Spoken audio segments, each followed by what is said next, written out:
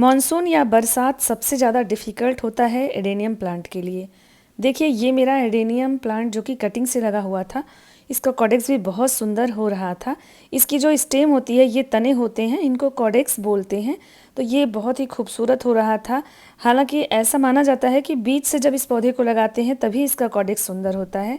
लेकिन मेरा ये पौधा ना मेरा फेवरेट भी था और इसने इतना अच्छा शेप लिया हुआ था जबकि ये कटिंग से लगा हुआ था। लेकिन जनरली जो मॉनसून में लापरवाही होती है वो हो गई और जिसकी वजह से मेरा ये पौधा पूरा गल गया। ये इतना बुरी तरह से गल गया है कि अब इसको रिवाइव करना मुश्किल है।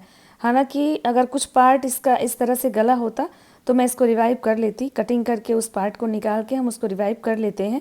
इस पे एक प्रॉपर वीडियो मेरे चैनल पे है। मेरा एक पौधा जो कि ख़राब हो रहा था, मैंने पिछली बार उसको बचा लिया था और उसका वीडियो आपके साथ शेयर भी किया था। तो उसको मैं डिस्क्रिप्शन में दे दूँगी, आप चेक कर सकते हैं। अगर आपका भी कोई एडेनियम का प्लांट इस तरह से ख़राब हो रहा हो तो आप उसको कैसे रिवाइव कर सकते हैं। अब ये तो ख़राब हो गया, इसको कुछ नहीं कर सकते, लेकिन बाकी जो पौधे हैं वो काफ़ी हेल्दी हैं और मैंने एहतियात भी किया था। लेकिन थोड़ा सा इस एरिया में ना इस पौधे पे बौछार ज़्यादा आई पानी की, जिसकी वजह से ये गल गया। तो जिन वजहों से ये पौधा गला है वो सारी वजह आपके साथ शेयर करूंगी ताकि आप ऐसी गलती ना करें। अभी हर तरफ बारिश हो रही है तो आप अपने पौधों को बचा सकते हैं और इस तरह से हेल्दी रख सकते हैं। यहाँ पे मेरे ढेर सारे पौधे बीज से ग्रो किए हुए हैं। पूरा स्टेप बाय स्टेप प्रोसेस मैंने आपके साथ शेयर किया हुआ है, उसका भी लिंक मैं डिस्क्रिप्शन में दे दूँगी, आप चेक कर लीजिएगा।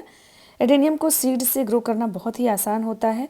तो यहाँ पे जितने भी मेरे छोटे पौधे दिख रहे हैं वो सारे मैंने पिछली बार सीड से ही ग्रो किया हुआ है, तो उसका भी लिंक दे दूँगी, आप जाके ज़रूर चेक करिएगा और एडेनियम को सीड से ग्रो कर लीजिए। बहुत ही हार्डी पौधा है, जल्दी ये ख़राब नहीं होता है। सिर्फ कुछ वजहें हैं ना जिसकी वजह से अगर हम ध्यान ना दें तो ये ख़राब होता है। ये पौधा एकदम सकुलेंट की तरह है, इसमें जो है पानी स्टोर रहता है। इसकी कॉडेक्स देखिए मोटी मोटी होती है जिसमें ढेर सारा पानी रहता है। तो इसको ना पानी बहुत ज़्यादा नहीं देना होता है। एकदम धूप का पौधा है, डेजर्ट रोज़ इसको कहते हैं क्योंकि ये डेजर्ट में पाया जाता है और इसके फूल देखिए गुलाब की तरह होते हैं। इस समय बारिशों में भी खूब अच्छी जो है कलियां लगी हुई हैं और फूल खिल रहे हैं। सीड से इस पौधे को ग्रो करेंगे तो बहुत ही खूबसूरत कॉडेक्स आती है इसकी और इसमें भी वैरायटी आती है, तो आप कोई सी भी वैरायटी सेम तरीके से लगा सकते हैं। तो सबसे पहला जो काम है ना मॉनसून में, आपका पौधा ख़राब तो नहीं हो रहा है ये चेक करने के लिए अक्सर इसके कॉडेक्स को ज़रूर चेक करते रहिए, प्रेस करके देखिए। अगर कोई भी पौधे का कॉडेक्स इस तरह से प्रेस करने पे और दब रहा है तो इसका मतलब कि उसमें फंगस लग चुका है। मेरे इस पौधे को ख़राब होने का रीज़न देखिए यही है कि इस पॉट में होल नहीं है। हालांकि पिछले बरसात में भी ये पौधा अच्छे से चला था क्योंकि मैंने पहले ही इस पे सावधानी कर दी थी। इस बार थोड़ी सी भूल हुई और पौधा ख़राब हो गया। तो देखिए जब गर्मियाँ आती हैं ना तो थोड़ा सा टॉप सॉइल हम निकाल देते हैं 1 इंच तक, जिसकी वजह से पानी देते हैं तो थोड़ा पानी पौधों को मिलता है। ये मेरा क्ले पॉट है और इसमें पानी बहुत तेज़ी से एब्जॉर्ब हो जाता है गर्मियों में, तो उस टाइम में तो दिक्कत नहीं हुई। लेकिन जब टॉप सॉइल हटाया था तो फिर ये ध्यान देना भूल गई कि जब मानसून आया है तो इसको ऊपर तक मुझे मिट्टी भर देना चाहिए था, जिसकी वजह से ये सेफ़ रहता। और इसमें होल नहीं है, बाकी सारे ही पॉट में आप देखिए होल है, जिसकी वजह से पानी जो भी आता है मानसून का या बारिश का तो वो निकल जाता है। तो इसलिए सारे पौधे सेफ़ हैं। इसमें होल नहीं था और मैंने मिट्टी भी ऊपर तक नहीं भरा तो इसमें पानी रह गया और ये लगातार कई दिनों तक रह गया क्योंकि बीच में मेरी तबीयत ख़राब हो गई और 1 वीक तक बच्चों ने इसका ध्यान दिया, तो इस वजह से ये पौधा मेरा ख़राब हुआ। बाकी मेरा सारा पौधा अच्छा है क्योंकि सब में होल है, तो इसलिए पॉट में होल होना बहुत ज़रूरी है ताकि कभी आपका ध्यान हटे भी तो पानी रुके नहीं। यहाँ पे कुछ पौधों की मिट्टी जो है वो सौगी है, ऐसी गीली मिट्टी नहीं होनी चाहिए एडेनियम की। ये अभी हाल ही में बरसात हुई है 1 दिन पहले, तो जिसकी वजह से सौगी है। लेकिन देखिए जो क्ले पॉट है ना उसमें मिट्टी बहुत तेज़ी से सूख जाते हैं, इसलिए एडेनियम के लिए ना क्ले पॉट बेस्ट होते हैं। तो इनको आप कोशिश करिए कि क्ले पॉट या मिट्टी के गमले में लगाइए तो ये सुरक्षित रहते हैं। तो अभी जो भी फाइबर पॉट हैं, जो टॉप सॉइल खाली किया था हमने गर्मियों में, तो इस समय मॉनसून में हमें क्या करना है कि सभी में हमें ऊपर तक मिट्टी को फिल करना है।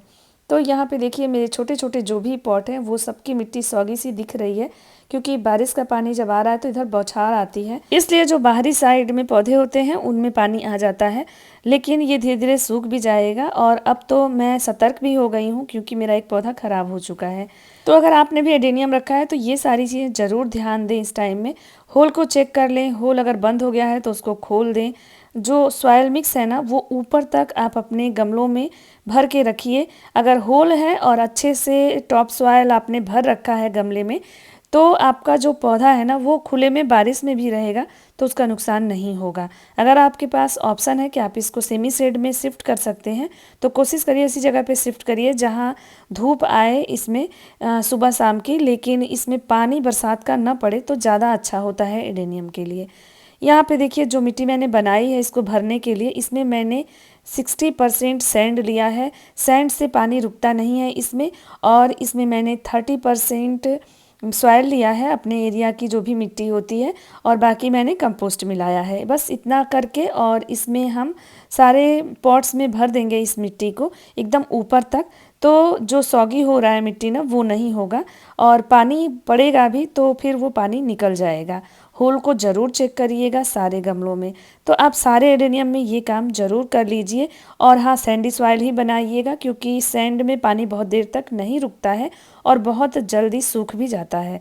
तो इसलिए अगर आप सिर्फ सॉइल डालेंगे तो वो सॉइल सॉगी होगा ही, मतलब कीचड़ जैसा हो ही जाता है।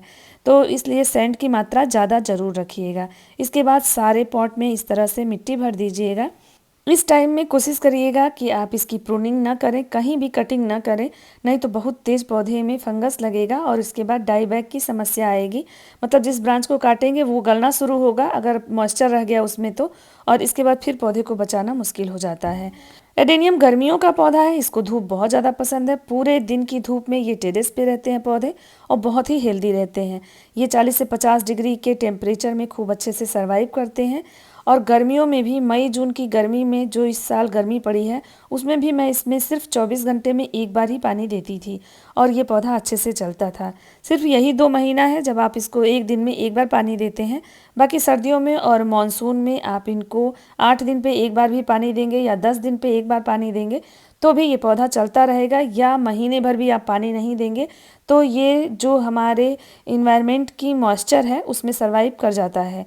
इस पौधे को जैसे ही आप देखें कि ख़राब हो रहा है ना, वैसे ही इसको निकाल दीजिए आप मिट्टी से बाहर और इसको अच्छे से धो करके उस पर फंजीसाइड लगा करके और किसी बंद कमरे में आप इसको रख दीजिए। तब तक रखिए जब तक कि इसके कॉडेक्स को आप देखिए कि सूख के सिकुड़ने न लगे। उसके बाद आप इसको रिपॉट कर दीजिए। रिपॉट करने के बाद आप इसको शेडी एरिया में रखिए, बरसात के पानी में फिर भी नहीं रखना है। इस पौधे को बरसात के 1-2 पानी को ही देना होता है। उसके बाद इसको सेल्फ वाटरिंग सिस्टम पे ही रखना होता है, यानी अपने से ध्यान दे करके ही पानी दीजिए। जब कई दिनों तक आपका पॉट सूखा रहे उसके बाद इसमें पानी डालिए, तो आपका जो एडेनियम है वो भी इस तरह से हैप्पी और हेल्दी रहेगा। ये सारे टिप्स अपने दोस्तों में शेयर जरूर कर दीजिएगा ताकि वो भी अपने एडेनियम को सेव कर पाएँ। अगर चैनल पे नए हैं तो सब्सक्राइब करिएगा, वीडियो को लाइक करिएगा, कमेंट जरूर करिएगा। फिर मिलते हैं, थैंक यू।